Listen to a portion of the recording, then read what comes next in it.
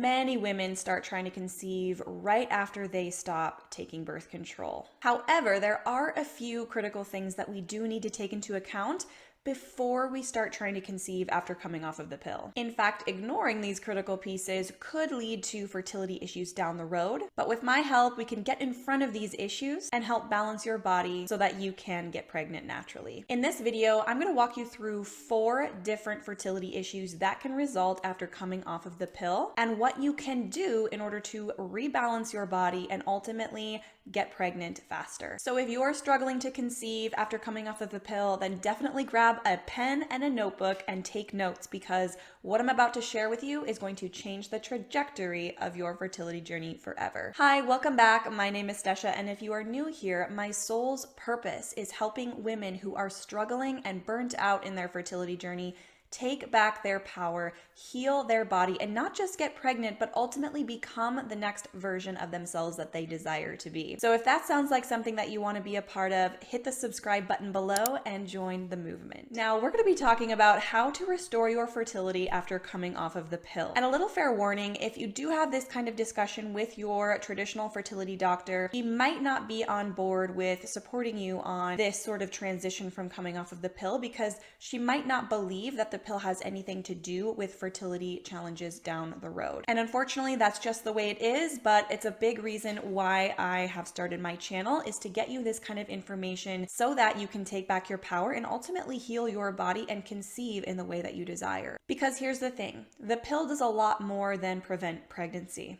It also depletes nutrients, flares up inflammation, causes insulin resistance, stresses out your adrenals and thyroid, and also disrupts the microbiome in your gut, all of which can have detrimental effects on your fertility. But don't let this worry you. There's actually a lot of good news here, because once you identify the root cause of the symptoms that you're experiencing right now after coming off of the pill, then that essentially gives you the roadmap back to healing and rebalancing your body. The first thing that I want to reassure you with is that it's completely normal to experience a lot of symptoms after coming off of the pill, especially if you had these symptoms before coming on the pill. So if you were prescribed the pill for really heavy crampy periods or irregular periods, PCOS, or if your period was missing altogether, unfortunately, as soon as you do come off of the pill, all of those symptoms are going to come back, and a lot of times they come back with a vengeance. That is because all of these symptoms actually indicate a much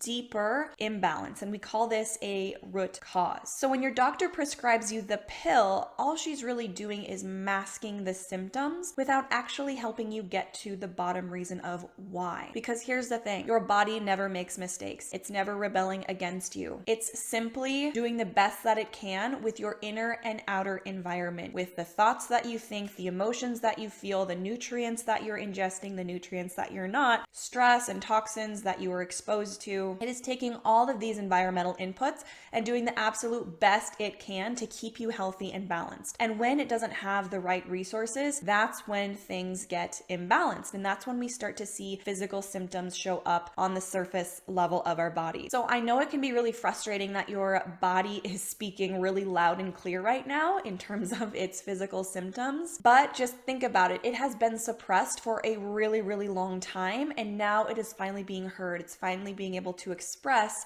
what it needs. And so in this video, I'm going to help you decipher what these physical symptoms actually mean, what your body is asking for, so that we can restore those critical resources and your fertility can come back to life. So why does it matter that we're getting to the root cause of these symptoms? Because the root cause of these symptoms is often the answer as to why you're not getting pregnant. This is just a perfect example of why we go deep into this first step of getting to the root cause inside of my coaching program, Holistic Fertility Method, because it really does simplify things and give us the roadmap on what we need to do to heal your body in its unique physiology. Are you ready? Let's get into it. The first post-pill fertility struggle that we're going to talk about today is when your period is missing. So if you haven't gotten a period after 3 months post stopping your birth control, then you may have post-pill amenorrhea. Now I get it. You might be freaking out right now wondering, when is my period coming back? What is going on? Am I ever going to get it back? It can really feel like you're just a sitting duck. You're trying all of these different things to try to get your period back, but really you're not getting anywhere. Now this is actually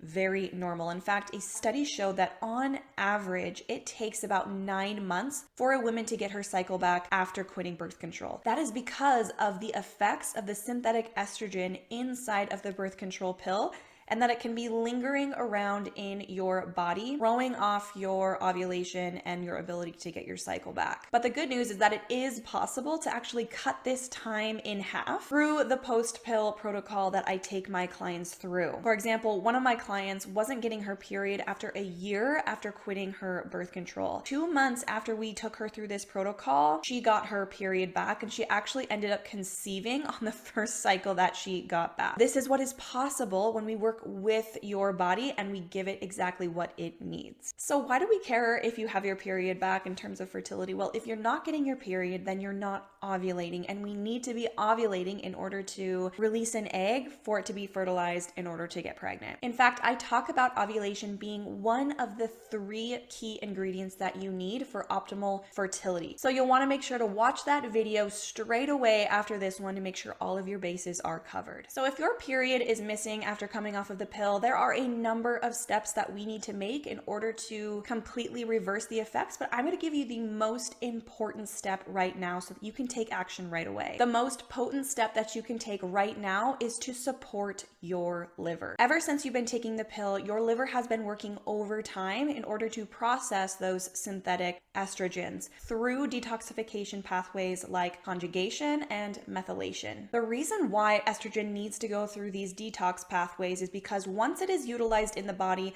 it needs to be removed from the body. And in order to do so, it must go through these detoxification pathways and get secreted into the bile, then into the intestine, and then excreted out of your body. So there's a couple issues that we run into here. One is that the synthetic estrogens from the pill are overloading the liver's detox pathways. 2, the pill actually depletes key vitamins and minerals needed for that detox process. So not only are we adding a ton onto that conveyor belt, but we're removing the staffing of the liver, if you will, so that they can't process as it normally could. Therefore, we have an accumulation and spillover of estrogen into the body. Now, I go so much deeper on how to detox your liver in terms of what foods to eat, what supplements to take, what lifestyle practices that you can include in order to improve detoxification. So if this is a high priority for you, definitely make sure you watch that one as well if you are someone who was wanting to get her period back in the next 3 months. So maybe a missing period isn't your issue, and instead you're facing really heavy, crampy, painful periods. So this is the second post-pill fertility issue that I see,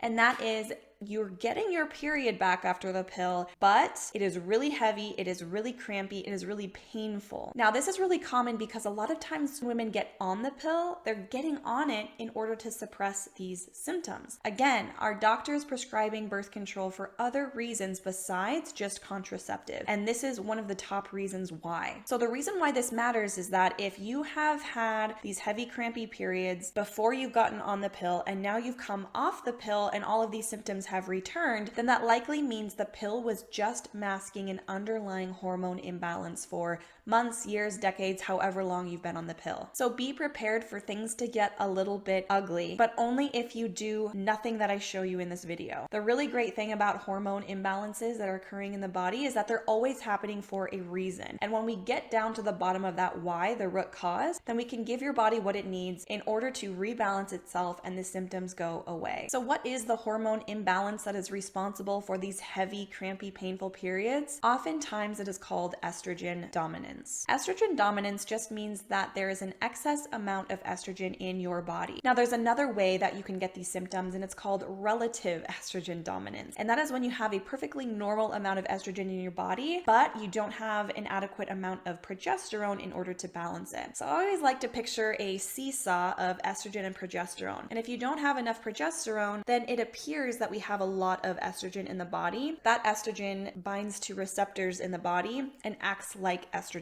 dominance. Again, there's no way of knowing which one you have until we do a deep dive root cause analysis, which again is why that is the very first step that we take inside of my coaching program, Holistic Fertility Method. So why does it matter for fertility if we have estrogen dominance going on? Well, if you think about it, if you're experiencing these really heavy, painful periods due to excess estrogen, then there's going to be an issue with your uterine lining. Your uterine lining needs to be a certain thickness and it needs to be really stable in order for a fertilized egg to implant. So if this isn't happening because of excess estrogen, then we have a big problem when it comes to implantation. In fact, I talk all about uterine lining being one of the 3 key ingredients for optimal fertility inside this video here. So if you're experiencing estrogen dominance, you'll definitely want to check out that video next just to make sure that you have all of your bases covered. So what can we do about this estrogen dominance? Well, what really needs to happen is a very thorough estrogen detox protocol. But what I'm going to do today is give you the top 2 ways that you can get started with this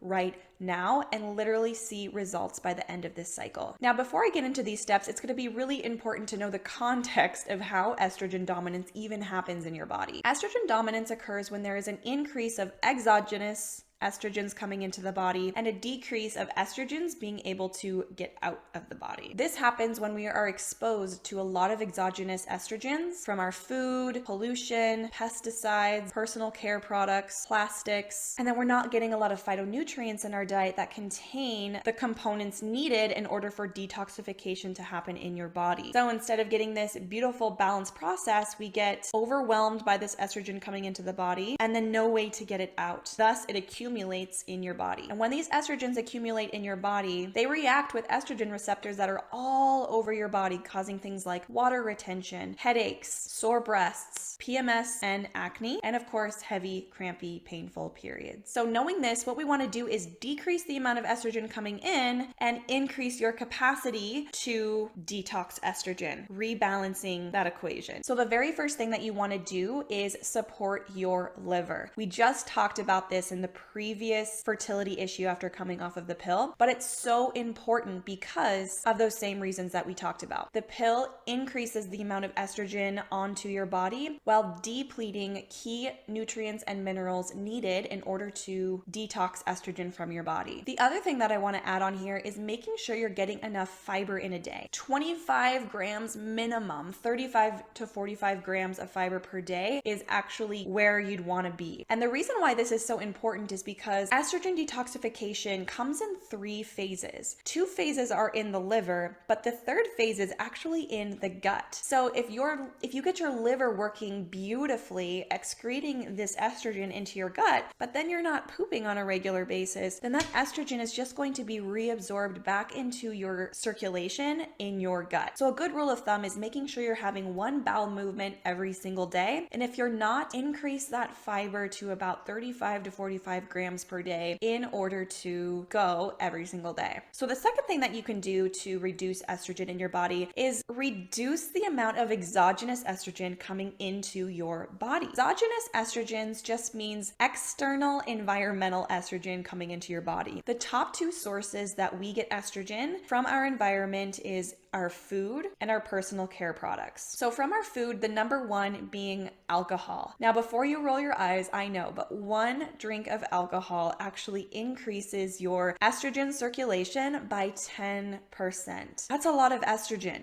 And so if you're experiencing these symptoms, it is going to behoove you to reduce that alcohol intake to almost nothing, and you will see your symptoms improve drastically. And another way exogenous estrogen is coming in is through our personal care products. A lot of these personal care products like shampoos, conditioner, body wash, lotion, hair products, makeup, they all contain endocrine disrupting chemicals. Now, if your brand doesn't shout from the rooftop that they're non-toxic, clean, green, all of the things, then it probably does contain these endocrine disrupting chemicals. Why? Because this industry is not regulated. What's really scary is that other countries like Canada and the UK have banned a lot of the same chemicals that are used freely in the US. And the thing that worries me most is that a lot of these chemicals are actually being contained in body products. So if you want to have a healthy, happy baby, then the time is now to start looking at your personal care products and cleaning these things up so that when you are pregnant and you do have your baby, your home will already be prepped. The third common post-pill fertility issue that I see is irregular periods after coming off of birth control. Irregular periods can often mean that there is a predisposition to PCOS, but not always. But for the sake of this video, I am going to be talking about irregular periods and PCOS as if they were one, because it is one of the most common reasons why women do get on the pill. And so they're also going to be facing the same problem when they're coming off of the pill. What is PCOS? Briefly, it stands for polycystic ovarian syndrome, and it is a cluster of symptoms, but most specifically, it is irregular periods, meaning you have a cycle that is longer than 35 days, some sort of insulin resistance, high androgens, or high androgen-like symptoms, like chin hair and hair underneath your belly button, receding hairline, and acne. Again, the pill is prescribed for a number of reasons besides just contraceptive, and PCOS being a number one issue, because doctors are trying to regulate your cycle to a more regular cycle, but we all know that the pill doesn't regulate your cycle. I digress. So again, we have this pill masking or band-aiding the real underlying issue, which is the root cause of PCOS. So it's not crazy that you are still experiencing this when you come off of the pill months, years, maybe even decades later after getting on the pill. But maybe you didn't have PCOS when you first got on the pill, or at least you didn't think you did. And now you are struggling with what looks like PCOS or irregular periods. That is because the pill causes inflammation and insulin resistance, both of which are key root causes of PCOS manifesting. This is how it works. The pill leads to inflammation, which hardens the cell membranes and prevents efficient cell receptor signaling. One of the biggest cell receptor signaling that is affected is insulin. And so if insulin is unable to bind to cell membranes,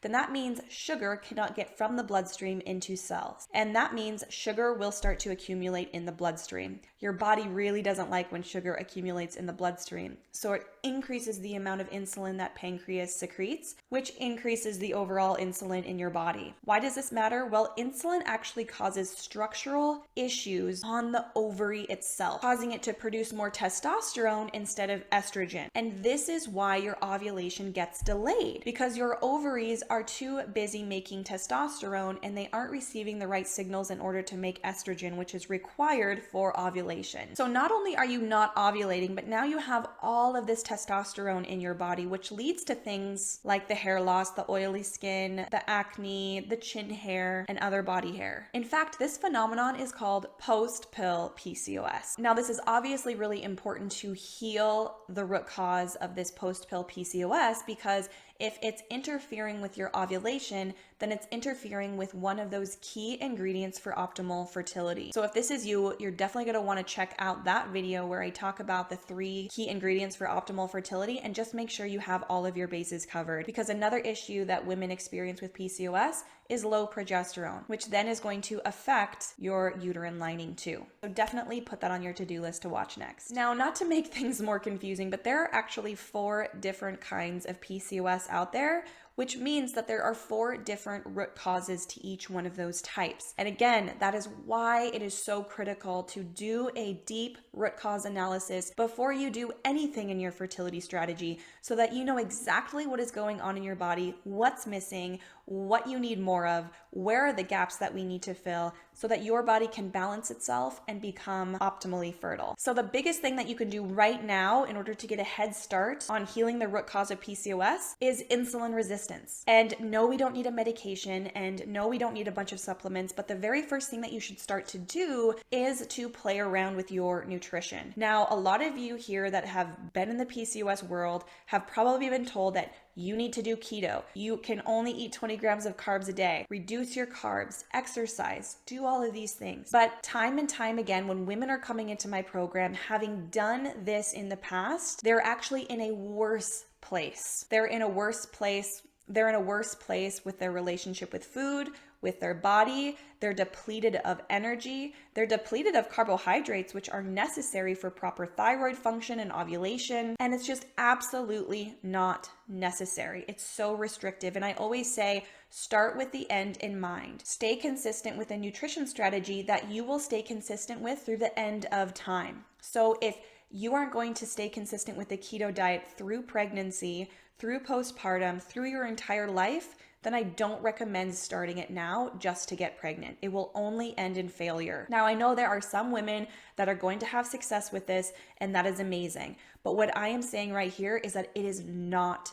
necessary. It is not necessary to go crazy like that. The approach that I teach that works so well, and we have had so many women come through our program with PCOS. In fact, that is how I healed my PCOS and my fertility journey as well, is taking a middle ground approach and focusing on optimizing your fertility and blood sugar and insulin sensitivity through balanced, nourishing meals. The methodology that I teach is called the 4x4 method, which essentially means you're eating 4 meals spread evenly across the day, and they're each containing 4 critical ingredients: lean protein, starchy carbohydrate, healthy fats, and a green leafy fiber. When you do this consistently, not only are you repleting all of those nutrient deficiencies from the pill, you're naturally balancing your blood sugar, you're eating high quality foods, which is healing the lining of your gut and quenching inflammation, you're getting in a lot of phytonutrients, which is increasing your liver detoxification capacity, and you're healing your relationship with food because you're no longer restricting